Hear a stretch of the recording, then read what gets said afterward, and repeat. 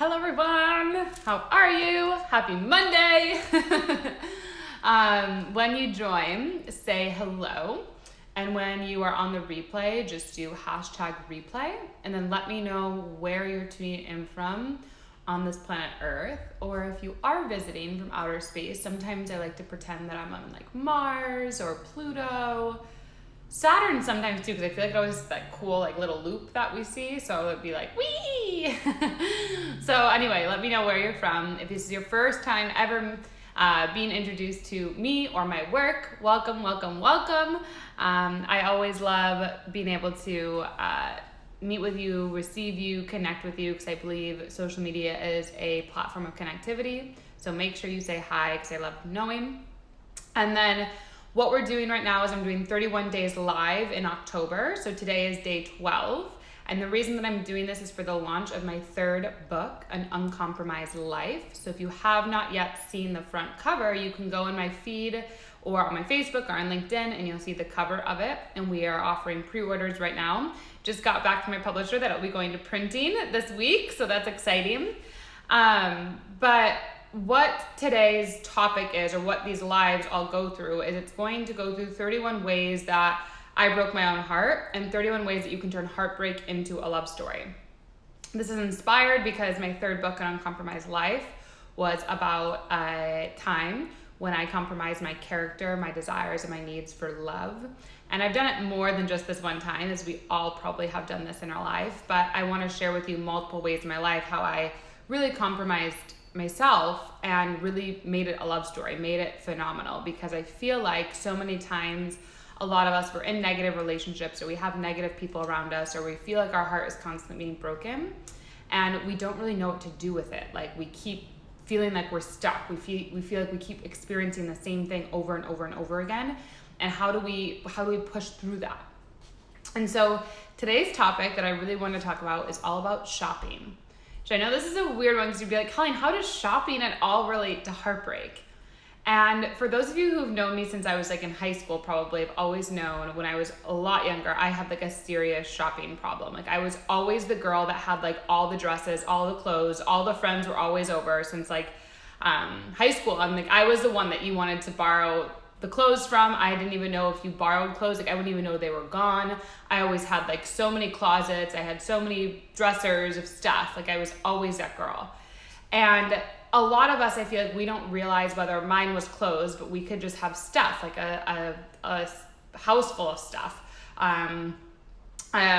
Overboard on health, overboard on food. Like we could each have this in different ways. However, when we do this shopping of whatever avenue was, mine was clothes, we are actually doing that when it's overboard in the avoidance of pain. So I remember when I was little, even, like this is nothing bad about my mom, but when there would be like a problem, we would go shopping. Like if I didn't feel good or I was mad, like the solution was to go shopping to fix the problem. Like so to literally consume something instead of feel something. And so from that process of consuming versus feeling, I made that a habit in my life. And it broke my heart in many ways, because when you think about this, if something uncomfortable happens in our life, like if a breakup happens, or if we didn't get a grade that we wanted, or our review with our boss didn't go as we wanted, or a friend or a guy or a girl didn't go on a date with us, or we didn't hit our goals that month, whatever that the thing was, when that happens, right, it's easy to go consume. It could be shopping. So for me, it was clothes. It could be alcohol. It could be excessive food. It could be consuming social media. But this shopping, like this action of like shopping out your feelings. And the way that I finally turned this into a love story, which I'd love to share with all of you, is that when I was in Baltimore, Maryland, and I decided that I was going to save my money for 3 months and then move across the world to New Zealand, where I didn't know anyone, I didn't have a job, like I was going to go do this to like really figure myself out. And when I did this, I remember I donated, it was like 27 trash bags, like full bags, to the Red Cross. Like donated that many clothes. And I remember, I'm telling you this because it was such like it was almost heartbreaking to like give all these clothes I accumulated over a life away. And I also gave it away to like friends. Like I remember I had so much I gave away. Like I had like 200 pairs of shoes. Like I gave so much away. It was absolutely insane. And part of me, I remember I was like crying because I had so much attachment to it, because these were like articles that I held my pain in.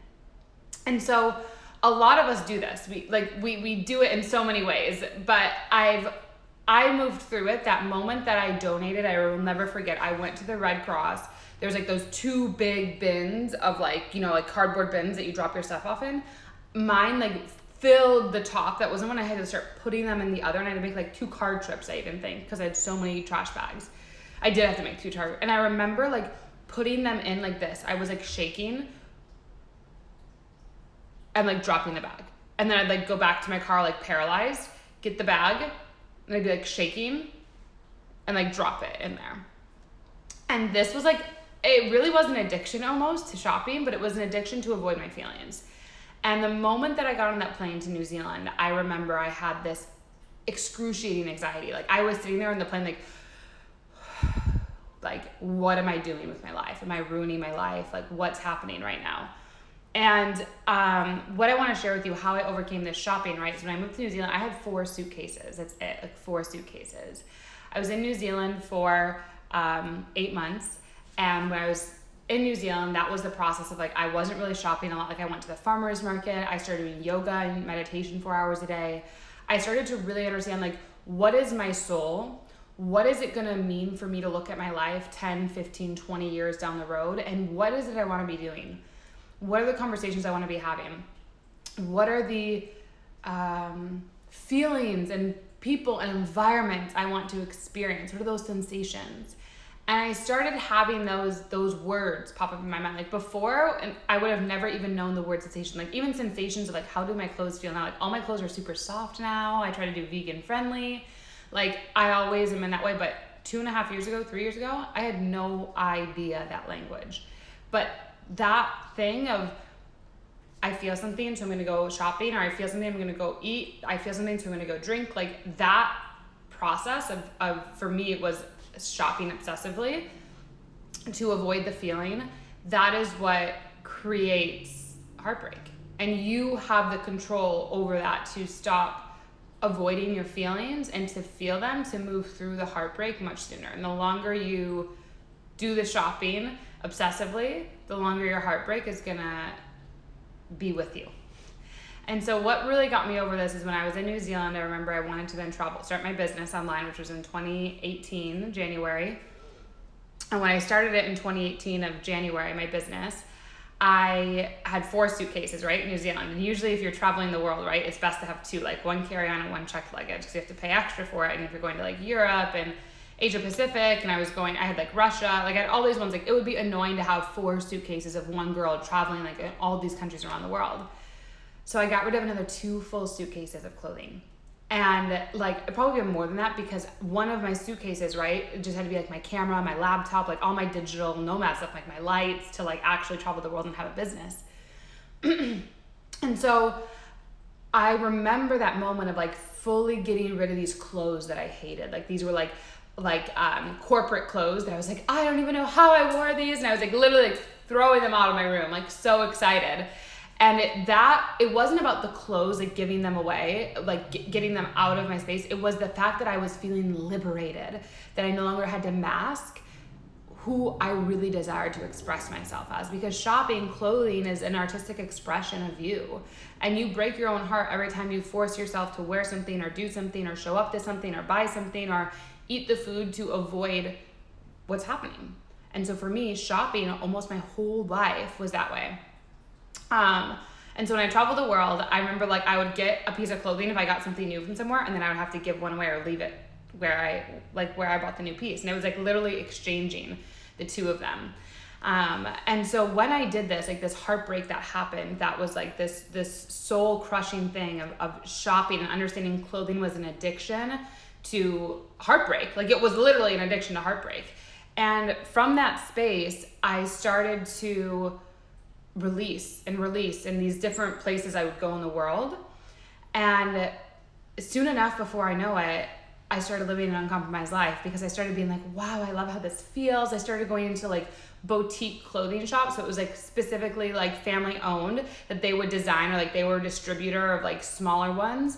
And then before you know it, my second book, which is all about Rohingyas, which is a displaced group of people in Bangladesh, I am at a conference in London about a year and a half ago, and there's this group of people talking to me, and there's a group of Rohingyas that were making clothing, fashion design clothing, to bring this full circle. And that was like the moment in my life where I was like, holy shit, Colleen, you totally fucking transitioned addiction to your own heartbreak, and you now are like consciously shopping, consciously receiving, consciously like in this place of like living uncompromised. Like you're creating everything around you to like fulfill your soul, like to like give you this expression of air in a new way. And from that, I didn't know, but I just then moved to LA like a year ago, and I got a 1-bedroom, and I just got my 2-bedroom. So I have now 2 walk-in closets. One is like full, but the other one just has dresses. But it's interesting, none of the clothes I have, I know every single piece. I know where I've got them from. I know the story behind the piece of clothing, and I know it all. Like there's not one piece of clothing I can't tell you a story behind. Like every piece of clothing I own, there's a story. How I got it, where I got it, even if it was online, what was going through my mind when I got it, what empowering decision, what I wanted to feel in my body, what event I was gonna wear it to, like every single thing was intentional. And so how to stop breaking your heart? The addiction is looking at shopping. How are you shopping? Are you shopping and like eating food, consuming food when you're avoiding? A lot of men do this. Are you women? We do it with clothing specifically, very good at it. Are you doing it with books even you're consuming? Like, do you want to not feel something? For those of you who have high IQs like me, who are very in academia intellectual, just buying books and books and books. I know when I feel a lot of pain sometimes, there's a lot going on, I will literally go to Amazon and buy like 11 books.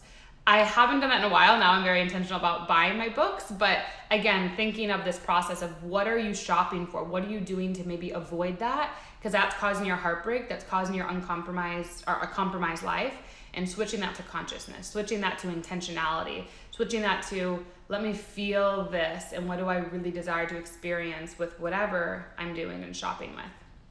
And so anyway, I hope this serves you on day 12. I want you to know when you watch this and you share it, any of the lives from day 1 to day 12, you share it, tag me, you get entered in to win a prize at the end of the 31 days. You get my first book, Live Your Truth, a signed copy from me, which is always intuitive because I'm an intuitive, so I'll write you a special note. You'll get my 3rd book, An Uncompromised Life. You'll get my oracle cards, the creature cards. And then the first person we pull, you get 2 one-on-one calls with me. The second and third person we pull, you get 1 one-on-one call with me. So all you have to do is share this on your Facebook feed, on your story, on Instagram, and just tag me so we know you did it. And you'll be entered to win that at the October 31st. We'll pull your name, 3 names. Second, when you're listening to this and you desire to go deeper into this, then you're gonna wanna pre-order my book, An Uncompromised Life. We're in pre-order right now. When you pre-order it, you'll get a signed copy from me. You get a Christella crystal, which is my daughter's and my crystal. It's in the story. And then you also will have a handwritten channel note from me. The fucking paper we have for these notes and envelopes is incredible. You're not gonna wanna miss it. The other thing is that we have a special for October. So if you're listening to this and you're like, Colleen, I feel like I maybe have some subconscious addictions. You're like, maybe I feel like I really want, hey Veronica, I have some subconscious addictions. I really would like to overcome heartbreak. I really want to understand my maybe problems with shopping, overeating. Some of it might be money. That's another one for men and women, just making more money to not look at our problems. I have a special for the month of October where you get 4 calls with me from now for the rest of the year. We do it on both of our schedules, so it's not like it has to be like every 2 weeks or 3 weeks that you can message me, and then we'll get you the link to enroll in that. And then let me look at this question. Will there be an audiobook? Yes, so I think it's, okay, Stat Charter, I'm hoping you're saying your name correctly. There is gonna be an audiobook version of the book, and it will come out with the pre-order of the actual physical book. So if you do want the audiobook and you pre-order it, it will be available at the same time, the pre-order and the audiobook. So let me know if that makes sense. It will be available though. So that's definitely something we're doing. I think we're gonna do it the first week of November, and then we'll pre-order it when it comes out on the launch date. And my first book also, if you go to Amazon and Live Your Truth, that has an audiobook as well. So you can already do that. And then my podcast as well. So I just want to share, I'm so grateful for you all. And I always like doing this at the very, very end. So make sure you can share this, tag me, you get entered to win the prizes at the end of the month. 2, message me Uncompromised to pre-order the book. 3, message me one-on-one to get 4 calls with me for the rest of the year. We have a special deal for October. And then I just want you to know, when you're watching this, your heartbreak is so close to being done. You're so, so close to being done with suffering. You're so, so close to your pain passing. And you absolutely are worthy to fall in love with the world. You're absolutely deserving to fall in love with yourself. And you're absolutely deserving and worthy to live a phenomenal fucking life being madly in love. So I love you so much. Share this, message me, and have a beautiful rest of your day.